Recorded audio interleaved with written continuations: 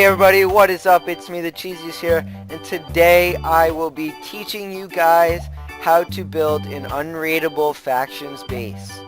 Now, I'm sure there are plenty of ways to make your bases unraidable, but these are just the few techniques I use to make my bases unraidable. Now, before this video gets started, I just want to give you guys a big thank you for going above and beyond and reaching 100 subscribers, guys. That's a big milestone in my YouTube career, and I hope you guys stick with me till I get to the next 100, and hopefully more. But anyway, let's get right into this video. Let me just do /time set day. Whoops. Alright, stupid zombie. But anyway, guys, I won't be showing you how to build this base in the video, but I realized that really the best way to do it is just find a big body of water like such right here and just go below it however deep you want and just build your base there, and make it so that the bottom of your base does not touch the bottom of the ground. Like, you want it basically encased in water. Like, you don't want any blocks touching it or anything. So that's mainly the best way, and that's because TNT won't be able to really work down there, I guess. I mean, it's tough with all the blocks, and it's annoying, and it's dark down there, so like, water is a big important factor to stopping TNT from blowing up and doing damage.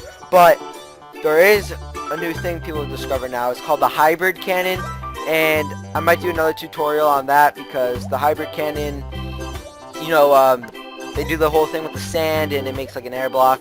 That's a whole nother story there, and that can blow up water. But anyway, for this video I'll be teaching you what I usually do is I go underground, and most people when they go underground they like to go to bedrock or whatever. That's a good idea because the floor would be made out of bedrock. Hey creeper.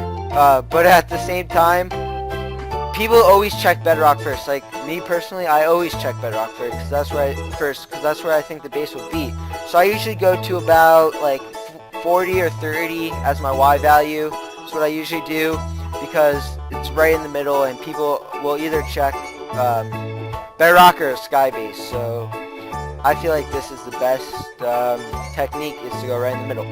But anyway, when you claim your chunk in factions, it depends on the server, but mine, it's a 16 by 16 area, and what you want to do is you need obsidian, obviously, and a water bucket. You need these two things. That's really all you need.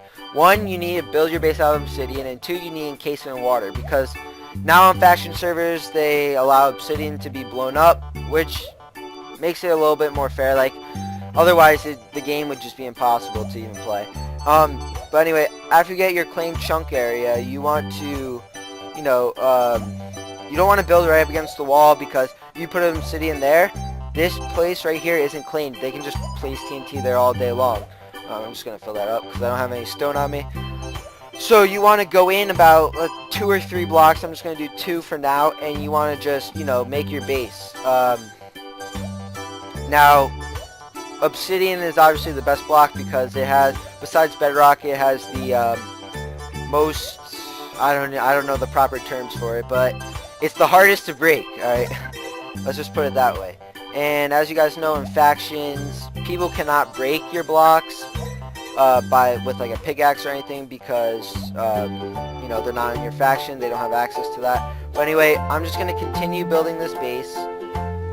Remember, you want to have your floor out of obsidian too. I'll just start filling this in, and when I'm done with the literal base, I'll be back with you guys, so I'll see you guys then. Okay guys, and now here's the little obsidian base that I made. Obviously you can make it bigger, taller, you can claim a little bit more land around it to make it wider and stuff, whatever you want, as long as it's out of obsidian and you place water on it. So now for the next step, let me just toggle downfall. I know you don't see it, but it can cause a little bit of lag. But anyway, yeah, see, my frames just went up 10 frames. But anyway, so to kind of finish off the base is you want to encase it in water to protect it from TNT. So you may say, you know, just put it at the top and stuff. You could do that, but then you leave the bottom exposed. And the reason why I dug out the bottom is to kind of make the base floating, because if there's blocks here, if somebody shot TNT through the water, it would start blowing up underneath the base, which would give them an access point. So basically you just kind of want to take your water bucket and just go all the way across the bottom. Obviously, since I'm in creative, it's still difficult in creative, because water is a pain. But obviously, since I'm in creative, this doesn't take too long because I have infinite water sources and all that stromboli shamoli. And but anyway, so you just want to put all this water down here, and this is basically just to stop TNT from blowing up underneath. So you're basically, this process is you're building an ocean underground. So it's kind of better than building out in the ocean, because in the sense that it's more hidden, I guess. So now that the bottom has been encased in water, it was kind of a poor job of doing that, but you know, just for video purposes, there you go. Now since the bottom's encased in water, you want to go around the top and start placing your water around the whole edge. Now this is going to protect the sides of your base from TNT explosions. And basically what water does to TNT is it ultimately just nullifies it. The TNT damage won't do any damage to the obsidian. In regular Minecraft, obviously TNT can't blow up obsidian, but in factions they made it so that TNT does damage obsidian. And now that all the edges are down, you just put down one more block of water and boom, it's all filled in over here.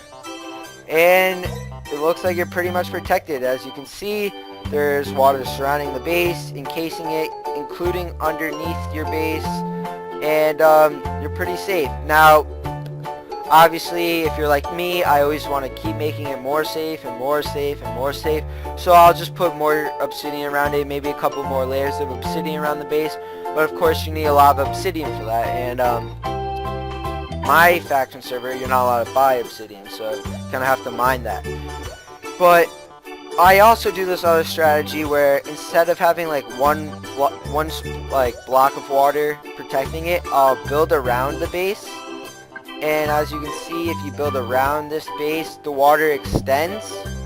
So I just build around the base with obsidian, or I suggest using like cobble, because the cobble will be easier to break. Because now you want to break the blocks that you just placed there.